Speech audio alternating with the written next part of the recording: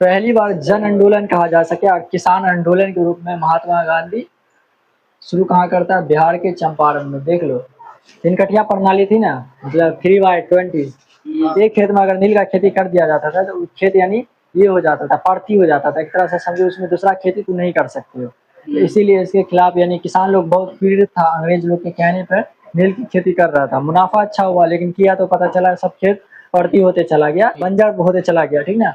इसी के खिलाफ राजकुमार शुक्ल जो था चंपारण का, वो महात्मा गांधी से आग्रह करता है। महात्मा गांधी को कहता है कि आने को हमारे शहर में, और वो जो आता है तो पहला जन आंदोलन के रूप में 1917 में महात्मा गांधी बिहार के चंपारण से करता है, ठीक ना, शुरुआत। इसको हम लोग नील आंदोलन कह सकते हैं, किसान आंदोलन कह सकते हैं, ठीक है। 1918 ईस्वी में अहमदाबाद में मिल मजदूर के समर्थन में पहली बार भूख हड़ताल पर बैठते महात्मा गांधी, और सफलतापूर्वक ये सफल होता है, ये आंदोलन सफल होता है, ठीक ना। 35% बोनस बढ़ा दिया जाता है। ये आंदोलन कब हुआ था? मार्च में। अप्रैल में एक और आंदोलन होता है, अप्रैल में एक आंदोलन होता है खेरा आंदोलन। अब होता है कि खेरा आंदोलन होता है उसी साल में, अप्रैल में। किसानों के समर्थन में इसलिए किया जाता है, उस समय बाढ़ आ गया था जिससे फसल नुकसान हो गया था, ठीक ना। यानी जो किसान लोग उस पे क्या चीजें, उस पे कर्ज है, ये लगान को माफ कर दिया जाए।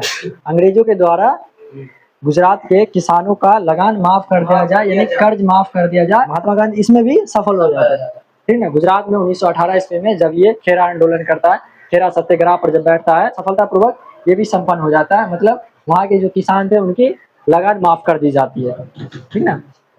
मार्च 1919 में रोलेट एक्ट के विरुद्ध में आंदोलन किया गया था महात्मा गांधी द्वारा। ये रोलेट एक्ट किसे कहा गया? काला कानून कहा गया। भारतीय जो नागरिक है उस पर संदेह होने पर भी उसे गिरफ्तार कर दिया। इसे क्या कहा गया? काला कानून कहा गया। 6 अप्रैल 1919 को पूरे देश में एक तरह का हड़ताल कर दिया, पूरे देश को बंद कर दिया। जैसे भारत बंद सुनती है ना, तो उसी तरह से हिंदुस्तान बंद हो गया पूरी तरह से, ठीक ना, 6 अप्रैल 1919 को। तो लास्ट में अंग्रेजों द्वारा जो रोलेट एक्ट पारित किया गया था, काला कानून पारित किया गया था। तो ये जालियांवाला बाग हत्याकांड हुआ कैसे था? यही काला कानून के प्रति जो शांतिपूर्वक लोग जालियांवाले बाग में जाके शांतिपूर्वक प्रदर्शन कर रहे थे, मतलब बातचीत कर रहे थे शांतिपूर्वक, उसी पर यानी जनरल डायर के द्वारा अंधाधुनी गोली चला दिया गया। हाँ, 13 अप्रैल 1919 को गोली चला दिया गया था। मैन जो अध्यक्ष होता है, तो खिलाफत आंदोलन का महात्मा गांधी को अध्यक्ष चुना गया 1919 में, ठीक ना। ये जो तुर्की के खलीफा के समर्थन में जो आंदोलन चलाया गया था 1919 में, ये महात्मा गांधी किस चीज का अवसर समझते हैं? हिंदू मुस्लिम एकता का अवसर समझ के ये इसका अध्यक्ष बन जाते, ठीक ना। खिलाफत आंदोलन जो हुआ 1920 में, 1921 में मोपला विरुद्ध होता है। काची मोपला विरुद्ध, ये केरल के अंदर होता है। ये मोपला कौन लोग था? ये मोपला जो था मुस्लिम किसान था, और इन पर जो जमींदार किसान थे उनके द्वारा अत्याचार किया जा रहा था, ठीक ना। देश का सबसे बड़ा जन आंदोलन अगर कहा जाए तो असहयोग आंदोलन कब शुरू हुआ था? 1922 में शुरू हुआ था, यानी इसका यही उद्देश्य था कि मतलब सहयोग नहीं करना है। ब्रिटिश शासन कुछ भी आए कर कहने के लिए, कुछ भी बात कर, उसकी बात को मानना ही नहीं है। यही उद्देश्य था कि मतलब सहयोग नहीं करना है। ब्रिटिश शासन कुछ भी आए कर कहने के लिए, कुछ भी बात कर, उसकी बात को मानना ही नहीं है। मतलब हर बार तो पोहला लिया जा रहा है, फुसला लिया जा रहा है, ठीक ना। फर्स्ट वर्ल्ड वॉर हुआ, बोला ठीक है छोड़ के चले जाए, 1918 में खत्म हो गया, फिर भी वो लोग रह गया। तो असहयोग आंदोलन चला 1922 में। बहिष्कार करना, सबका सब जाना उना बंद कर दिया, पढ़ाई लिखाई सब बंद कर दिया, अंग्रेज के स्कूल में जाना बंद कर दिया, पढ़ना बंद कर दिया, ठीक ना। अंग्रेज से कुछ लेना बंद कर दिया, जो भी चीज अंग्रेज का था सब कुछ छोड़ दिया। ये लोग बैठ गए असहयोग आंदोलन में। तो माना जाता है ये भारत का सबसे बड़ा जन आंदोलन माना जाता है, ठीक ना। लोगों के अंदर जो क्रोध था, जो गुस्सा था, उन लोगों द्वारा क्या किया जाता है? उस थाना को जला दिया जाता। उस थाने में पुलिस जो था, पुलिस वर्कर जो था, 22 वर्कर जिंदा जल जाता है। महात्मा गांधी अहिंसा अपनाकर वो यानी प्रोटेस्ट करते थे, यानी आंदोलन करते थे। महात्मा गांधी तक ये बात जब पहुंचा तो महात्मा गांधी बहुत दुखी हुए, बहुत मतलब उसको ये लगा, मतलब बहुत निर्दय सा महसूस हुआ। ये तो पीसफुल आंदोलन कर रहे थे, ये अहिंसा को अपना रहे थे, लेकिन यहाँ यूपी के अंदर क्या हुआ? यूपी के अंदर चाहे वो ही अंग्रेज था, चाहे वो कोई भी जात का था, लेकिन वो तो था इंसान ना। महात्मा गांधी यानी चूटी तक को मारने का मनाही करता था, ऐसे व्यक्ति थे वो। जब ये सुनता है तो वो असहयोग आंदोलन वापस ले लेते हैं और इसे बंद कर देते हैं। तो उसको जब पता चलता है तो ये 12 फरवरी को अहिंसा जो आंदोलन चला रहे थे उसको खत्म करते हैं, बंद करके वो चलाते हैं, उसको बहुत सारा यानी महसूस असहज महसूस होता है, बहुत मतलब कि वो पीसफुल शांति कर रहा है, वहाँ हिंसा हो गया। इस तरह से आज के टाइम में जंतर मंतर का आंदोलन देखिए, जंतर मंतर से दिल्ली के जंतर मंतर में शुरू हुआ, ये पूरे कहाँ फैल गया, बिहार बहुत ऐसा स्टेट है जहाँ ये फैल गया। ये भी एक जो 12 साल में पहली बार जन आंदोलन देखने को मिला, ये शांतिपूर्वक पीसफुल था। जन आंदोलन अगर देखने को मिला तो कहाँ देखने को मिला, ये स्टूडेंट प्रोटेस्ट देखने को मिला, छात्रों का प्रोटेस्ट देखने को मिला। पहली बार 12 साल में पहली बार ये देखने को मिला, जंतर मंतर से बाहर निकलकर पूरे बिहार गुजरात या पंजाब कह सकते हो, हर स्टेट में हुआ, ठीक ना, हर वो स्टेट में हुआ, ठीक ना, भारत के हर वो क्षेत्र में हुआ, जंतर मंतर से निकल कर।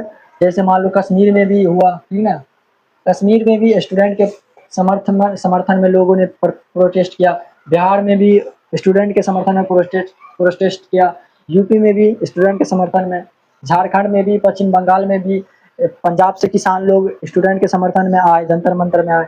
ये माना जाता है 12 साल में पहली बार छात्र आंदोलन देखने को मिला। साल 1975 में देखने को मिला था, जेपी के द्वारा, उस समय इंदिरा गांधी की सरकार थी।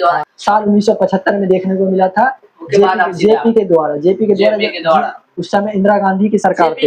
इस बार किसके द्वारा देखा गया, सीजेपी के द्वारा 2026 में देखा गया, ठीक।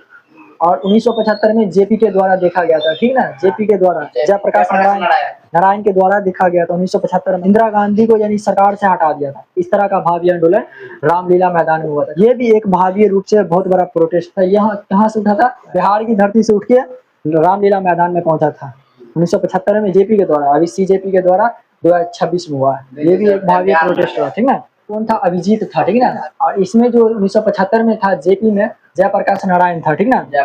अभी सीजेपी का अध्यक्ष जो था, सीजेपी का अध्यक्ष था अभिजीत। 24 से 25 में वालकोन सत्याग्रह केरल में होता है, जो कि दलितों के समर्थन में शुरू होता है, और सड़क पर भी सही से चलने नहीं दिया जाता था। और दलितों लोग को, यानी दलित मतलब जिसको हम कह सकते हैं बिछड़ा जाति, जिसको छुआछूत, जिसको अछूत कह सकते हैं, जो बड़ी बड़ी मंदिर थी, छोटी मंदिर, उस मंदिर में भी पूजा पाठ के लिए नहीं दिया जाता था, क्रूरता किया जाता था। गांधी इनके समर्थन में होते, यानी अछूत जो लोग थे, दलित जो लोग थे, उन लोगों के समर्थन में केरल के अंदर महात्मा गांधी रोड पर उतरते हैं और खुलेआम उन लोगों का समर्थन करते हैं कि छुआछूत को खत्म किया जाए, ठीक ना।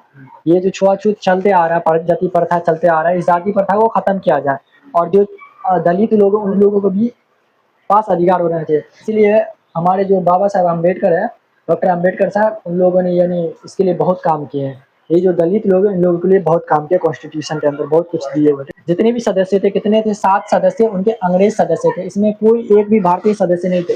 इसलिए भारतीयों द्वारा 1928 इसमें गो साइमन का नारा लगाया गया है। गो साइमन यानी जाओ साइमन जाए साइमन गो का नारा लगाया गया। इसको यानी भारत से भगाया गया। सब कौन था, सब ये था, अंग्रेज था।